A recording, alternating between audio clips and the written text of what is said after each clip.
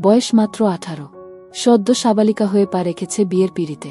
বাবা মা নেই, ছোটবেলায় একটা দুর্ঘটনায় সবাই চলে গেছে। সেই মেয়েকে একদিন হঠাৎ খবর দিয়ে বলে, তোর জন্য ভালো একটা সম্বন্ধ এসেছে। পাত্র ডিফেন্সে চাকরি করে, মানুষ ভালো, দেখতে সুপুরুষ। মেয়েটা চুপচাপ, কারণ তার চাওয়ার কোনো অধিকার নেই। বিয়ের দিন তার মাসিক চলছিল। খালা খুব গোপনে ব্যাপারটা নন্দের কানে বলেন। মেয়েটা যেন একটু বিশ্রাম পায়। পেট ব্যথা হয়, দুর্বল থাকে, কিন্তু বাড়িতে গিয়ে বুঝল যেন এই একটা কথাই এখন পুরো বাড়ির আড্ডার কেন্দ্র। নন্দ থেকে শুরু করে যা, এমনকি দেবর পর্যন্ত কেমন কটমটে চোখে তাকায়। কে যেন পেছনে ফিসফিস করে বলে, দেখো, বিয়ের দিনই অসুস্থ হয়ে পড়েছে। আমাদের ভাই তো ছুটি নিয়ে এসেছে, এখন এই মেয়েটা। স্বামী বাসর ঘরে এসে কেবল একবার জিজ্ঞেস করলেন, তুমি খেয়েছ? তারপর বলেন, আমি ক্লান্ত, তুমিও বিশ্রামে থাকো, আমরা ঘুমাই। মেয়েটা কিছু বলে না, চোখ বুজে ফেলে, কিন্তু বুকের ভেতরটা যেন ভেঙে গুড়িয়ে যায়। তার প্রথম রাত ছিল নীরব, অভিমান আর অপমানে ভরা এক বিষণ্ণ রাত। স্বামী মাত্র 3 দিন পরেই আবার কাজে ফিরে যান। খাগড়াছড়ির সীমান্ত এলাকায় পোস্টিং। বাড়িতে শুরু হয় আসল যন্ত্রণা। শাশুড়ি মুখ খুলে বলে দেন, আমার ছেলে ছুটি নিয়ে এলো, আর তুমি শুয়ে সে দিন কাটিয়ে দিলে। এখন কবে আবার আসবে কে জানে। নন্দরা চোখ ঘুরিয়ে কথা বলে। আর দেবর মাত্র 2 বছর বয়স, কলেজে পড়ে। সে একদম অন্যরকমভাবে তাকায়, দৃষ্টি যেন শরীর চিরে ভেতর ঢুকে যেতে চায়। একদিন রাত 1:00 বাজে, সবাই ঘুমুচ্ছে। মেয়েটা রান্নাঘরে পানি আনতে গিয়েছিল। হঠাৎ পেছন থেকে দেবর এসে বলে, ভাবি, তুমি অনেক সুন্দর। ভাবি মানে তো ভাইয়ের স্ত্রী, কিন্তু ভাই তো এখানে নাই। মেয়েটার শরীর ঠান্ডা হয়ে যায়, গলা শুকিয়ে আসে। সে কিছু না বলে দৌড়ে নিজের ঘরে ঢুকে পড়ে দরজা আটকে দেয়। কিন্তু এরপর থেকে সে বুঝতে পারে, এই বাড়িতে সে শুধু বউ না, একটা অরক্ষিত শরীর, যাকে যে কোনোদিন যে কোনোভাবে ভোগ করতে চায় এই নোংরা মন। রাতে আর ঘুম আসে না। মেয়েটা দরজায় ছিটকিনি দিয়ে ঘুমায়, জানালায় পর্দা টেনে রাখে, ঘরে আলো জ্বালিয়ে রাখে পুরো রাত। অন্ধকারে ওর ভয় হয়, কেউ বুঝি জানালার ফাঁক দিয়ে তাকিয়ে আছে। দেবরের সেই রাতে বলা কথাগুলো বারবার কানে বাজে, ভাবি, তুমি তো অনেক সুন্দর। ভাই তো নাই। মেয়েটা চেষ্টা করে স্বামীকে ফোনে বলার, কিন্তু নেটওয়ার্ক থাকে না, আর স্বামী সবসময় ব্যস্ত থাকে। যখনই ধরেন মেয়েটা বলতে চায়, ঠিক তখনই স্বামী বলেন, আচ্ছা পরে কথা বলি, পেট্রোলে যাচ্ছি, SMS দিও, পরে দেখব। তখন সে চুপ করে যায়, কারণ সে জানে এই কথাগুলো ফোনে বলা যায় না। দিন যায়, ভয় বাড়ে। একদিন দুপুরে ঘরে একা ছিল, সবাই পাশের বাড়িতে দাওয়াতে গেছে। হঠাৎ দরজা ঠেলেই ঢুকে পড়ে দেবর। বলল, ভাবি, আমি কিছু খেতে আসিনি, তোমার সাথে একটু কথা বলতে চাই। মেয়েটা দৌড়ে উঠে দাঁড়ায়, বলে, দয়া করে বের হয়ে যান এখনই। দেবর হাসে, তুমি তো ভয় পাচ্ছ, কিন্তু আমি তো শুধু তোমার মতো সুন্দর একটা মেয়ের পাশে একটু বসতে চাচ্ছি, এতে ভুল কোথায়? মেয়েটা হঠাৎ চেয়ার তুলে তাক করে দাঁড়ায়, কাপা গলায় বলে, আপনি বের হন, না হলে আমি চিৎকার করব। দেবর এবার ঘর থেকে বেরিয়ে যায়, কিন্তু যাওয়ার সময় বলে, চিৎকার করে কার কাছে বলবে ভাবি? এই বাড়িতে তোমার কথা কে বিশ্বাস করবে? মেয়েটার পা থেকে মাথা পর্যন্ত বরফ হয়ে আসে। রাত গড়িয়ে যায়, সে নন্দের কাছে কাঁদতে কাঁদতে বলতে যায়, তোমার ভাই আজকে আমার ঘরে ঢুকে গিয়েছিল। নন্দ ঠান্ডা গলায় বলে, তুমি এসব নাটক কইরা কি বুঝাও? ছেলেটা কলেজে পড়ে, ঘরে তো দাওয়াতের জিনিস আনতে গেছিল। তুমি কি নিজের ছায়াকেও সন্দেহ করো নাকি? মেয়েটা বোঝে, এই বাড়িতে কেউ তাকে রক্ষা করবে না। সেই রাতে সে দরজা বন্ধ করে কাঁথার নিচে মুখ লুকিয়ে কাঁদতে থাকে। তার জীবনের সবচেয়ে বড় ভুল যেন এই বিয়ে। রাতে আর ঘুম আসে না। মেয়েটা দরজায় ছিটকিনি দিয়ে ঘুমায়, জানালায় পর্দা টেনে রাখে, ঘরে আলো জ্বালিয়ে রাখে পুরো রাত। অন্ধকারে ওর ভয় হয়, কেউ বুঝি জানালার ফাঁক দিয়ে তাকিয়ে আছে। দেবরের সেই রাতে বলা কথাগুলো বারবার কানে বাজে, ভাবি, তুমি তো অনেক সুন্দর। ভাই তো নাই। মেয়েটা চেষ্টা করে স্বামীকে ফোনে বলার, কিন্তু নেটওয়ার্ক থাকে না, আর স্বামী সবসময় ব্যস্ত থাকে। যখনই ধরেন মেয়েটা বলতে চায়, ঠিক তখনই স্বামী বলেন, আচ্ছা পরে কথা বলি, পেট্রোলে যাচ্ছি, SMS দিও, পরে দেখব। তখন সে চুপ করে যায়, কারণ সে জানে এই কথাগুলো ফোনে বলা যায় না। দিন যায়, ভয় বাড়ে। একদিন দুপুরে ঘরে একা ছিল, সবাই পাশের বাড়িতে দাওয়াতে গেছে। হঠাৎ দরজা ঠেলেই ঢুকে পড়ে দেবর। বলল, ভাবি, আমি কিছু খেতে আসিনি, তোমার সাথে একটু কথা বলতে চাই। মেয়েটা দৌড়ে উঠে দাঁড়ায়, বলে, দয়া করে বের হয়ে যান এখনই। দেবর হাসে, তুমি তো ভয় পাচ্ছ, কিন্তু আমি তো শুধু তোমার মতো সুন্দর একটা মেয়ের পাশে একটু বসতে চাচ্ছি, এতে ভুল কোথায়? মেয়েটা হঠাৎ চেয়ার তুলে তাক করে দাঁড়ায়, কাপা গলায় বলে, আপনি বের হন, না হলে আমি চিৎকার করব। দেবর এবার ঘর থেকে বেরিয়ে যায়, কিন্তু যাওয়ার সময় বলে, চিৎকার করে কার কাছে বলবে ভাবি? এই বাড়িতে তোমার কথা কে বিশ্বাস করবে? মেয়েটার পা থেকে মাথা পর্যন্ত বরফ হয়ে আসে।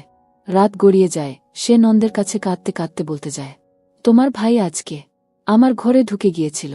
নন্দ ঠান্ডা গলায় বলে, তুমি এসব নাটক কইরা কি বুঝাও? ছেলেটা কলেজে পড়ে, ঘরে তো দাওয়াতের জিনিস আনতে গেছিল। তুমি কি নিজের ছায়াকেও সন্দেহ করো নাকি? মেয়েটা বোঝে এই বাড়িতে কেউ তাকে রক্ষা করবে না। সেই রাতে সে দরজা বন্ধ করে কাঁথার নিচে মুখ লুকিয়ে কাঁদতে থাকে। তার জীবনের সবচেয়ে বড় ভুল যেন এই বিয়ে। বিকেলটা কেমন জানি অস্থির লাগছিল। আকাশে মেঘ জমেছে, হালকা বাতাস বইছে। মেয়েটার বুকের ভেতরটা কেমন যেন ধকধক করছে, যেন আজ কিছু একটা হবে। বাড়ির সবাই পাশের গ্রামে গেছে এক আত্মীয়র দাওয়াতে। নন্দরা, শাশুড়ি, এমনকি কাজের মেয়েটাও নেই। শুধু বাড়িতে আছে সে আর দেবর। সে অনেকক্ষণ রান্নাঘরে সময় কাটিয়ে নিজের ঘরে ফিরে আসে। পেছনে পায়ের আওয়াজ। দরজা বন্ধ করার আগেই দরজা ঠেলে ভেতরে ঢুকে পড়ে দেবর। চোখে আগুন, মুখে নোংরা হাসি। বল, আজ কেউ নেই বাড়িতে? ভাবি, তুমি তো অনেক ক্লান্ত থাকো সবসময়। আমি একটু পাশে বসি, একটু আদর করি, তাতেই তো কষ্ট কমবে না? মেয়েটা চিৎকার করতে চায়, গলা শুকিয়ে আসে, হাত পা কাঁপে। সে ধীরে ধীরে পেছাতে থাকে, দেয়ালে ঠেকে যায়। দেবর এগিয়ে আসে, হাত বাড়ায়। সেই মুহূর্তে মেয়েটা জোরে ধাক্কা দেয়, ছিটকে পড়ে দেবর। তারপর মেয়েটা দৌড়ে দরজা খুলে বেরিয়ে পড়ে ঘর থেকে। তাকে আটকানোর চেষ্টা করে, কিন্তু মেয়েটা ছুটে গিয়ে শ্বশুরবাড়ির উঠানে দাঁড়িয়ে চিৎকার করে ওঠে, সবাই শুনুন, আমাকে রক্ষা করুন। ও আমার সাথে খারাপ কিছু করতে চাইছিল। চারপাশে কেউ নেই, শুধু ঘরের পাশের বৃদ্ধ কাকিমা জানালা খুলে তাকায়। আর দূর থেকে কয়েকজন ছোট ছেলে দৌড়ে আসে। বাড়ির লোকজন যখন ফিরল, তারা শুনল বউ চিৎকার করছিল, কিন্তু কি নিয়ে তাও তারা স্পষ্ট বুঝল না। দেবর কান্নার অভিনয় করে বলল, ভাবি হঠাৎ রেগে গিয়ে আমাকে অপবাদ দিচ্ছে, আমি কিছু করিনি। শাশুড়ি তখন মেয়েটাকে এক ঝাঁক শব্দে গিলিয়ে ফেল, বিয়ের পর থেকেই তো অসুস্থ, এবার নাটক শুরু করলি? আমার ছেলে বর্ডারে দেশের জন্য লড়ছে, আর তুই ঘরে বসে আমার পরিবার ভাঙাতে এসেছিস। চুপ করে থাকিস, নইলে তোরে তোর খালার বাড়ি ফেরত পাঠিয়ে দিব। মেয়েটা সেদিন চুপ করে গেল। চোখে কোনো জল ছিল না, কারণ তার ভেতরের নদীটা শুকিয়ে গেছে। রাত নামার পর বাড়ি যেন নিস্তব্ধ হয়ে গেছে। সবার চোখ এড়িয়ে মেয়েটা একাকী বসে নিজের ঘরে, মন খারাপ নিয়ে। তার হাতে একটা ছোট চিঠি, স্বামীর জন্য লেখা, নিজের কষ্ট আর সত্যি সবকিছু খুলে লেখা। কিন্তু দরজার খাটুনি হঠাৎ শুনতে পায়। সে বুঝতে পারে কেউ তাকে দেখছে। দরজা খুলতেই সামনে দাঁড়িয়ে দেবর, চোখে সেই পুরনো অশুভ দৃষ্টিটা। হাত বাড়ায়, কথা ছিল না, এখন থেকে ভয় পেও না, কিন্তু তুমি তো আছেই। মেয়েটা এবার পিছনে হটেনি, জোরে চিৎকার করে, তুমি আমাকে আর একবার কাছে এলে জানো কি করব? দেবর হেসে উঠে, তুমি কি মনে করো আমি শুধু ভয় দেখাবো? না, তোমাকে বুঝাবো এই বাড়ি থেকে শক্তিশালী। সে ধীরে ধীরে মেয়েটার দিকে এগোতে থাকে। মেয়েটা দাঁড়িয়ে থাকে, সারা শরীর কাঁপছে, কিন্তু চোখে অদম্য একটা সাহস। তখন হঠাৎ মোবাইলের আলো জ্বলতে থাকে, স্বামীর ফোন। মেয়েটা সুযোগ বুঝে চিৎকার করে দরজা থেকে বেরিয়ে পালানোর চেষ্টা করে। দেবর ছুটে এসে হাত বাড়ায়, কিন্তু মেয়েটা দৌড়ে ঘরের বাইরে গিয়ে উঠানের আলোয় এসে দাঁড়ায়। সেখানেই বাড়ির বড় ভাই এসে এসে দেবরের হাত ধরে ধরে। দেবর গর্জে ওঠে, তোমরা আমার কথা শুনছ? এটা আমার জায়গা, আমার ভাবি। বড় ভাই চিৎকার করে বলে, আসেন, সবাই এখনই জোর করব, কাউকে এমন যন্ত্রণা দেওয়ার অধিকার নেই। একদম বন্ধন, এক সাহসের ঝলক। মেয়েটা বুঝল এইবার সে একা নয়। তার চোখে জল আর নয়, আসছে নতুন এক আশার আলো। রাতের অন্ধকারে পুরো বাড়ি নীরব। মেয়েটার ঘরে কেমন এক অস্বস্তিকর বাতাস। তার মনে বারবার বাজে দেবরের নোংরা দৃষ্টির কথা। হঠাৎ দরজার বাইরে কাঁপানো একটা ছায়া দেখতে পায় সে। দরজা না খুলে দেবর ধীরে ধীরে জানালা দিয়ে ভেতরে ঢুকতে চায়। মেয়েটা দ্রুত মোবাইল হাতে নিয়ে আলো জ্বালায়। দেবর কিছুতেই পিছিয়ে যায় না। তুমি আমাকে এভাবে চুপ করে থাকতে বলবে? ভাবি, তুমি খুব সুন্দর, আমি তোমার জন্য অপেক্ষা করছি, বলল দেবর কুটু হাসি দিয়ে। মেয়েটা সারা শরীর কাঁপছে, কিন্তু মুখে সাহস ধরে বলল, তুমি যদি আমার কাছাকাছি আসো আমি চিৎকার করব, বুঝলি?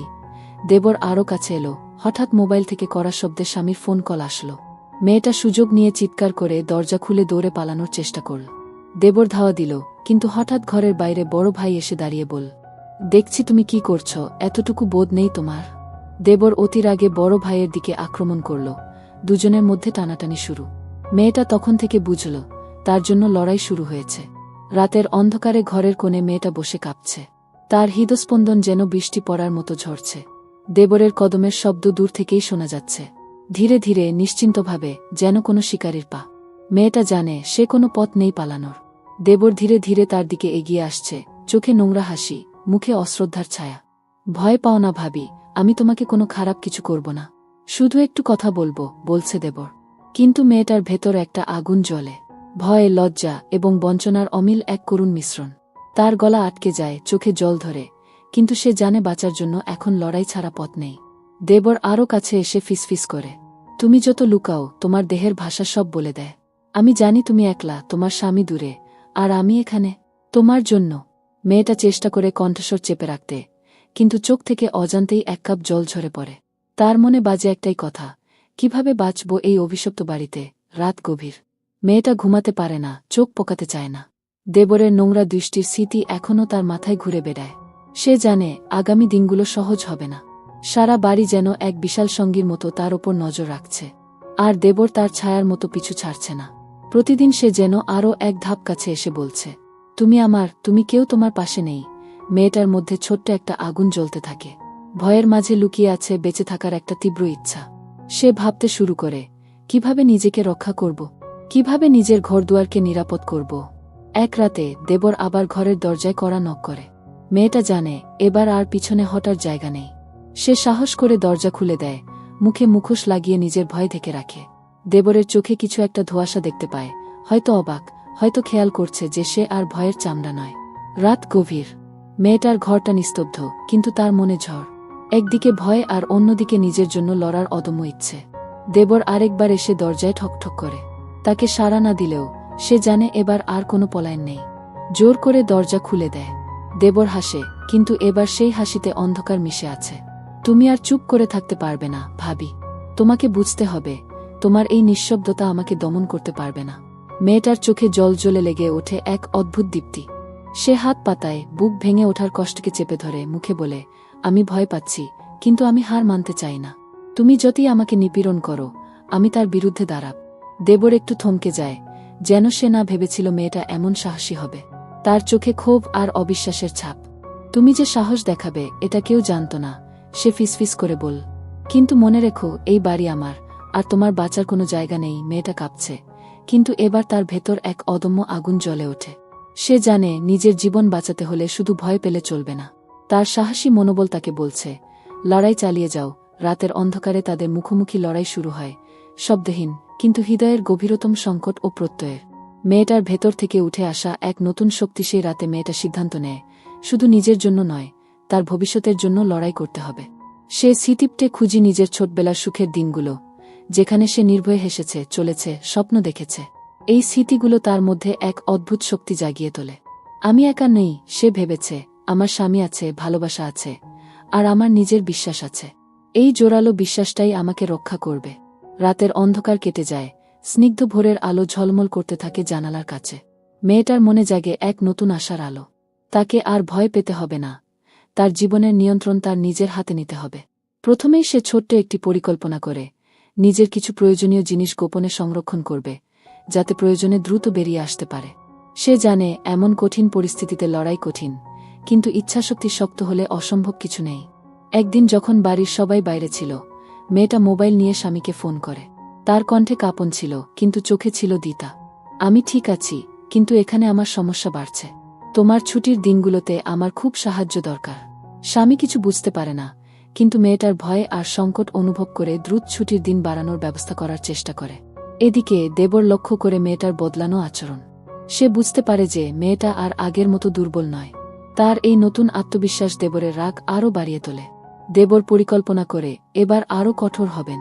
মেয়েটার মনে ভয়ের ছায়া এখনো থেকে যায়, কিন্তু সে জানে তার একান্ত সাহস আর ভালোবাসাই তাকে বাঁচাবে।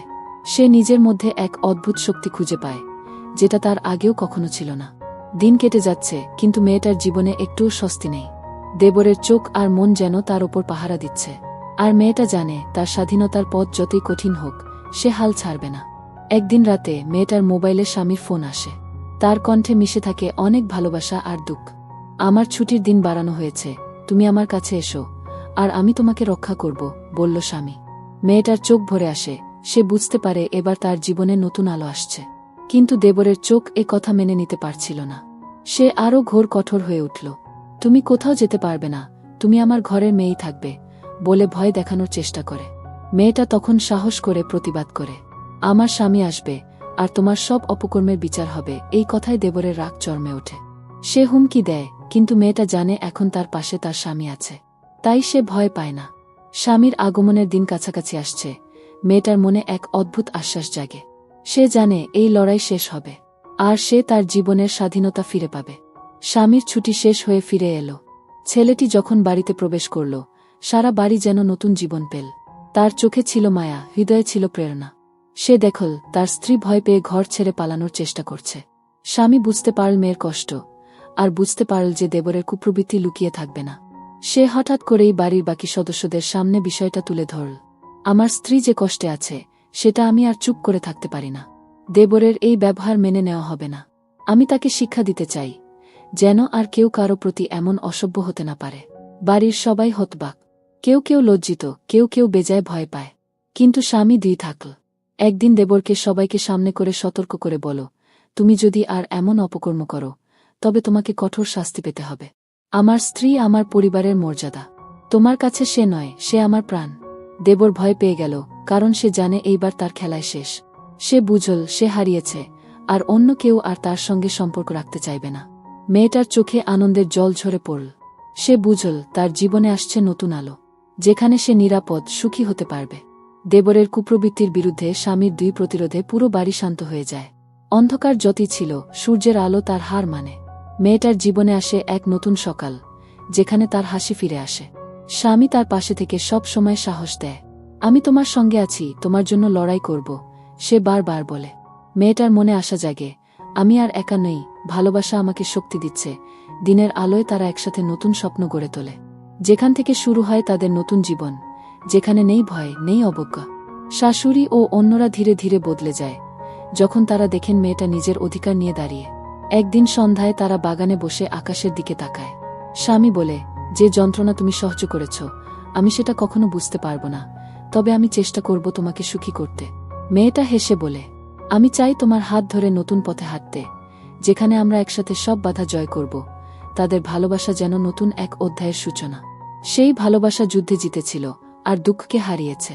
অনেকদিন পর আবারও বাড়ি ফিরল স্বামী। তার চোখে ছিল অস্থিরতা, বুকে ছিল চাপা ব্যাকুলতা। এইবার আর কোনো বাধা ছিল না, না শারীরিক অসুস্থতা, না মানসিক টানাপোড়েন। মেয়েটার চোখে এইবার ছিল এক অন্যরকম জ্বালা, ভালোবাসা আর চাওয়ার ছায়া। রাতটা আস্তে আস্তে ঘনিয়ে আসে। জানালার পর্দা নরম হাওয়ায় দুলছিল, আর ঘরের বাতাসে ভেসে বেড়াচ্ছিল হৃদয়ের গোপন ভাষা। স্বামী আস্তে করে বলে, এইবার আমি তোমাকে হারাতে চাই না, তোমার সব কষ্ট মুছে দিতে চাই। মেয়েটা কোনো জবাব দেয় না, শুধু চোখে চোখ রাখে। তাদের শরীর ও মন আজ একই ছায়ায় মিশে যায়, যেখানে ভালোবাসার পরিপূর্ণতা মেলে, নিরাপদ, সম্মানজনক আর গভীর আত্মিক বন্ধনে। সেই রাত ছিল কষ্ট ভুলে যাওয়ার রাত, ভালোবাসায় আবারও নতুন করে বাধা পড়ার রাত। রাতের সেই একান্ত মুহূর্ত যেন জীবনের প্রথম শান্তির ঘুম এনে দেয় মেয়েটার জীবনে। সে চোখ বন্ধ করে ভাবছিল, এই বুঝি জীবন, এই বুঝি ভালোবাসা। পরদিন সকালে স্বামী যখন মেয়েটার কপালে চুমু খেয়ে বলে, তুমি আমার সাহস, তুমি ছাড়া আমি অসম্পূর্ণ। মেয়েটার চোখে জল আসে, তবু সে হেসে ওঠে। তারা হাতে হাত রেখে বাগানে হাঁটছে, দুজনের মুখে নতুন স্বপ্নের কথা। অথচ কেউ খেয়াল করে না, দূর থেকে কেউ একজন জানালার ফাঁক দিয়ে তাদের দেখছে। দেবর নয়, কিন্তু বাড়ির পুরনো এক আত্মীয়, যাকে সবাই আঙ্কেল ডাকে, যিনি আগে খুব আপন ছিলেন পরিবারে, কিন্তু একসময় হারিয়ে যান। এবার তার চোখে কিছু ভয়ানক আগুন জ্বলছে। একদিন মেয়েটা রান্নাঘরে হঠাৎ পেছনে এসে সেই আঙ্কেল দাঁড়িয়ে বলে, তোমার সৌন্দর্য এখন আরও বেড়ে গেছে। তুমি কি সেই মেয়েটা, যাকে বিয়ে দিয়ে ভুল করেছে এই পরিবার? মেয়েটার গায়ে কাঁটা দিয়ে ওঠে। সে বুঝে যায় এই পরিবারে এখনও অন্ধকার পুরোপুরি যায়নি। এইবার মেয়েটার চরিত্র পাল্টায়। সে আর ভীত, নিরীহ নয়। সে সিদ্ধান্ত নেয়, এইবার সে আগেই আঘাত করবে, আগের মতো চুপ থাকবে না। সকালটা শান্ত। স্বামী স্ত্রীর হাত ধরে বসে, তার চুলে আঙুল চালিয়ে বলছ, তুমি আমার বেঁচে থাকার কারণ, আমার ঘরের আলো। মেয়েটা লাজুকভাবে হেসে বলে, এতদিন কোথায় ছিলে তুমি? আমি তো অন্ধকারেই বাঁচছিলাম। স্বামী ওকে বুকে টেনে নেয়।